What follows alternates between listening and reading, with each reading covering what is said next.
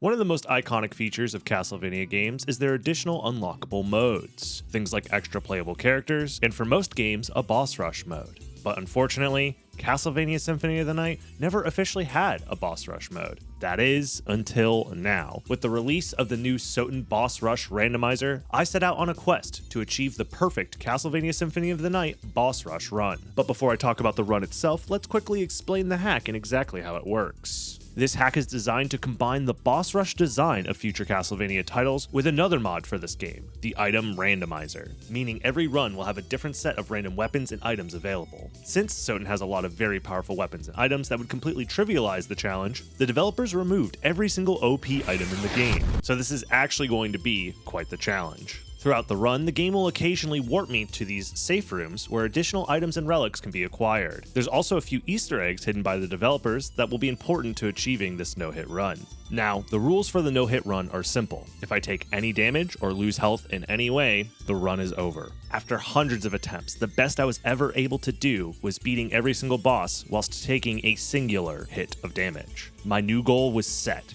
I wanted to achieve the perfect run. So in order to do that, I will need to masterfully defeat every boss in the game back to back without getting hit. When the run begins, the boss rush doesn't actually start right away. The game begins like normal, with the prologue of the game, where even here, I'm not allowed to take any damage. Thankfully for me, Richter came packing with his holy water and magic rain to defeat Dracula without any trouble. Unfortunately for me, randomly starting with the Axelord armor while being hilarious is actually not very useful. However, very early on while breaking candles, I do find the holy water subweapon for Alucard. This is by no means guaranteed, so I did get pretty lucky here, considering it is the best subweapon for this challenge. It's also important to note that death doesn't actually show up in this hack, meaning I get to keep all of my starting gear to use versus these bosses. Normally, in this hack, your goal is to get to the end of the entrance so that way you can go towards the alchemy lab, which will warp you to the very first boss of the run. But in this run, I could take advantage of one of those Easter eggs I talked about to upgrade my Dinky Shotel into a much more viable weapon for this challenge. Up here, the devs put a secret weapon, the Ice Brand, out of reach from players. Well, most players at least. I was able to grab it by exploring the castle entrance and finding the obsidian sword over this ledge, as well as entering this secret cave which opens up a hole in the wall containing the soul of Wolf. And here, I utilized a technique called Wolf Rising. Every time Alucard transforms into the wolf, he actually gains a small amount of height. I can then maintain that height by untransforming and then immediately using the obsidian sword's special thrust attack. And by doing this over and over again, I can gain the height that I need to acquire the secret Ice Brand. And all of this for a sword that is fine. I mean, it's like better than the Shotel, so might as well do it. I'm now ready to get warped to the first boss of the run, the iconic duo Slogger and Gaibon.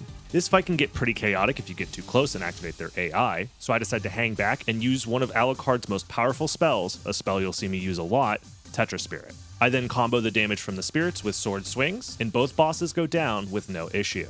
Next up is Doppelganger 10. Fun fact, the 10 in his name refers to his level in-game. That's a fun fact you could throw out at your next party or something. Hey, you know Doppelganger 10. I know of him. The 10 in his name refers to his level. Anyways, Doppelganger is a very predictable boss. His AI is very manipulatable, so as long as you start the fight by jumping and attacking him mid-air, you can always get him into a loop that leads to his demise, without ever being in danger of taking damage. Next up is Hippogriff, and this boss can do a handful of random attacks at the start. The worst attack possible is where the boss will run across the ground straight at me, but here I got the second worst attack, where it decides to fly across the screen and I barely dodge in time. Since Hippogriff flew off screen, most of my spirits flew off screen with it, and they despawned, which means I missed out on a lot of damage. Here I only have enough magic to cast one more spell, so it's going to need to count. And with some careful positioning and some sword slashes, I make it through. And here, I get warped to my first safe room, where I get the Leapstone Relic, which gives me a double jump, but unfortunately, I don't find anything else too valuable. I then get warped into the fight with Karasamon, and I don't know, man. I feel like these developers really dropped the ball with this guy. Like, if you hit him while he's in the air, he goes into this stun animation that you could just loop, so comboing this guy to death is incredibly easy.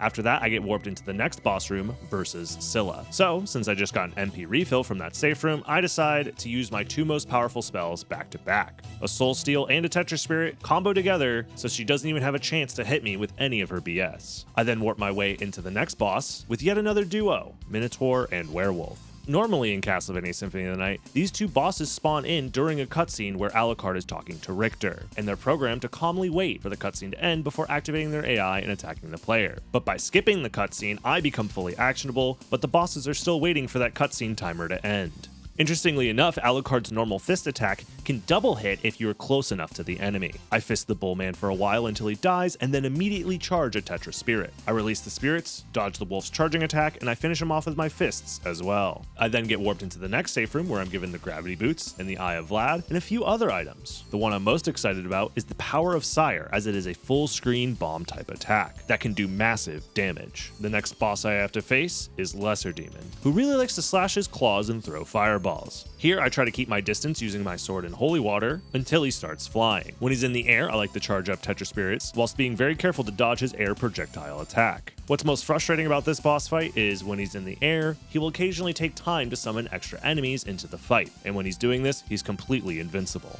Thankfully for me, I can do enough damage with one more Tetra Spirit to finish the job. And underneath the boss room is yet another secret area with a few extra random items and a large $5,000 chest that drops from this candle. This is an unused item that was left over in the game's code that was brought back for this hack, which is super cool. And on top of that, the extra cash might come in handy later. I then leave and am warped directly into the Nightmare to face off against Succubus. She's pretty vulnerable at the start of the fight, so a Tetra Spirit plus sword slash combo will finish her off quickly, and I make it out without getting sucked. And for this next boss, it's a real good thing that I'm equipped with the Ice Brand, because Cerberus here is very weak to ice type attacks. I crouch under all of his fireballs and do over 100 damage per swing, meaning this hell beast doesn't stand a chance. The next safe room rewards me with a few great items. Here I'm gifted both the Tooth of Vlad, which increases my strength by 10 points, and the Form of Mist, which is a relic that'll help me dodge some scary situations. And behind the secret wall, I get pretty lucky and find some good loot. The Brilliant Mail in particular will greatly increase the damage I'm doing with my sub-weapons, which is a nice bonus for some fights. I then immediately take advantage of my new buffs versus this next boss, Ulrox. In a normal playthrough of Symphony of the Night, I would consider this guy probably the hardest boss of the first castle. Now this guy can be a real jerk, summoning bats and skulls, while shooting laser projectiles at my face and running away the whole time.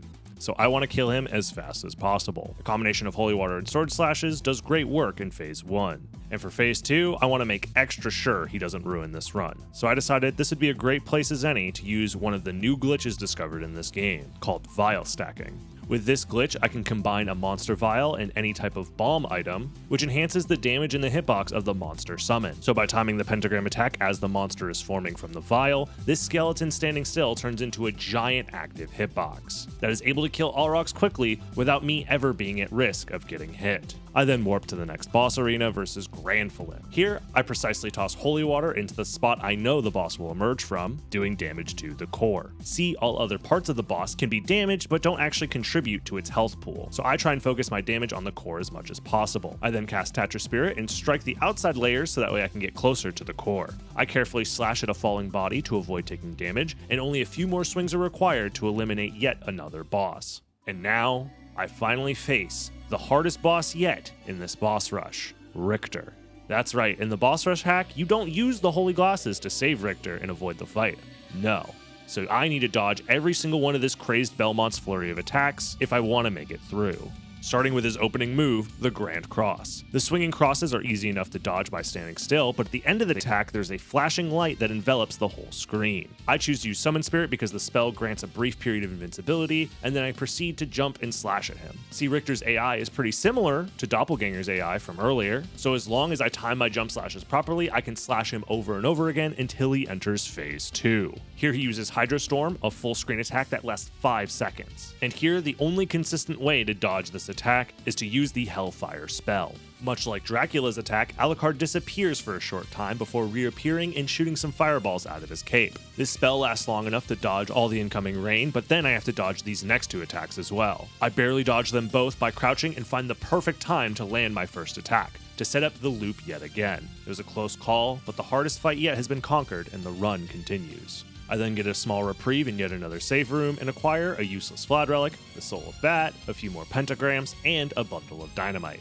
For this next boss, Darkwing Bat, I decide to use the dynamite for some quick damage at the start of the fight, since he has a predictable flight pattern. The extra damage puts in a lot of work, and only a few slashes are needed to take him out. Next to this boss room, however, are these pillars that hold a few extra items, and here I get lucky enough to find a strength potion, which I can use at any of the upcoming bosses to increase my damage significantly. Akmadon is the next boss, and this is a fantastic showcase of how powerful the Holy Water subweapon can be.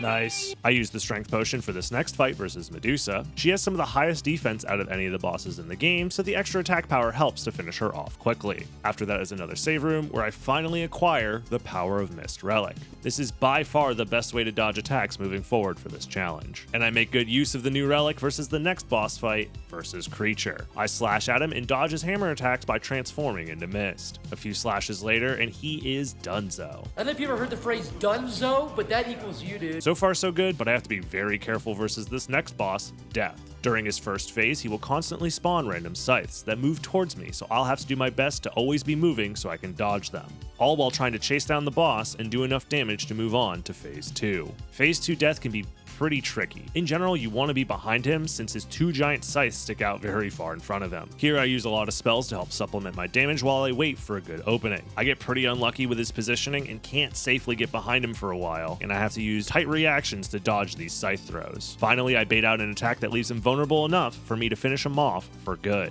Next up is the leveled up Doppelganger 40. Here I use the same trick, use jump attacks to combo him to death, and have no trouble. And here, in this next save room, I am gifted the Barrel Circlet, an item that absorbs lightning damage, something that in every other run up to this point, I've completely ignored. That is, until the incident. But I'm getting ahead of myself. I also find yet another Monster Vial, which I get to use right away, versus one of the toughest bosses yet, the evil Castlevania 3 trio. Thankfully for me, the combo of Monster Vial and Power of Sire melts these bosses very quickly. So quickly, in fact, I'm pretty sure I just heard a blood vessel pop from the head of a hate watcher that loves to complain about glitches and made up for fun challenge videos. You can't keep getting away with it! Moving on, the rest of the bosses aren't great targets to use Monster Vials against, so I decided to use the last of my remaining arsenal against the next boss, Beelzebub.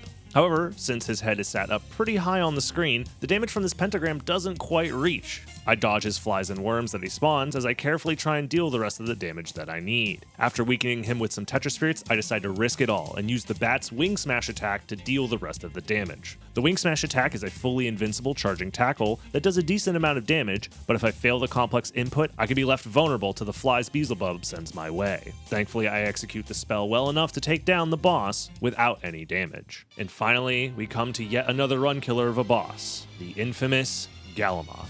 This super special secret super boss has the most health out of any boss in the game and is notorious for his aggressive and massive attacks. And it was here on my best run ever up to this point where the incident had previously occurred. See, if I'm able to wing smash up onto this ledge, I could repeatedly hit Galamoth right after he turns around. This stuns him for a brief second, which allows me to hit him again, which stuns him again, and so long as I keep the rhythm up, he can be fully stun locked, and I can avoid dealing with his array of horrible attacks. But in my previous best run, I failed this technique, and I had to fight him normally. Still a doable task, but much harder for sure. But sadly, I got hit by an easily avoidable attack. All I needed to do was to wear the Barrel Circlet. And in my own hubris, I completely disregarded it as an option. Anybody who says Barrel Circlet in this chat, please ban them. I would then go on to finish that run without taking any other damage. That could have been the run, but I was too blinded to put my pride aside and just put on the damn circlet. But this time, after dozens of more attempts, I finally made it back here in the same spot. Days later, and no damage so far, and facing up against the same boss that ruined my previous best run. And this time, I execute the stun lock flawlessly, meaning there's only 2 bosses standing between me and a flawless boss rush run.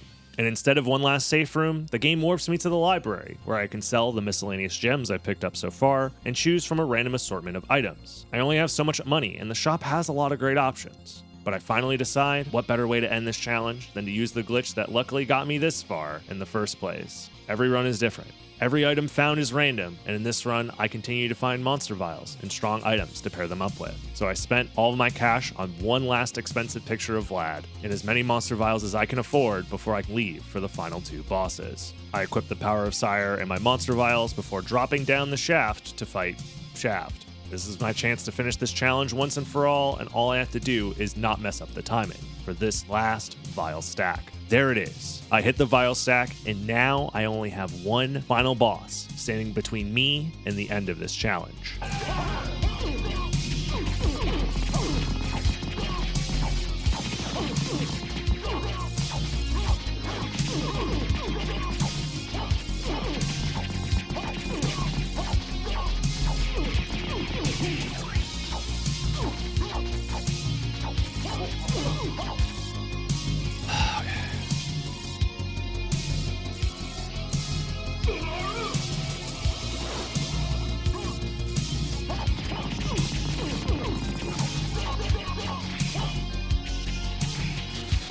Oh my god, finally. I finally did it. A perfect boss rush run with no deaths, no damage, and no hits taken. Hey, thanks for watching. If you enjoyed this video, don't forget to subscribe because it really helps me out a lot. And if you want to see me perform these challenges live, you can follow my live stream over on twitch.tv/DragonBlitz. And a big thank you to all my Patreon supporters that help make videos like this possible. And I'd like to give a special thanks to Microb, Grave Cactus, Nanoseed Production Company, C, Barnabas DeGray, Lieutenant CYX, Minus X, Soma Jean, TJ Foster, Atomic Dracula, Suchioto, Kenneth, Jokum Palm, and WJB.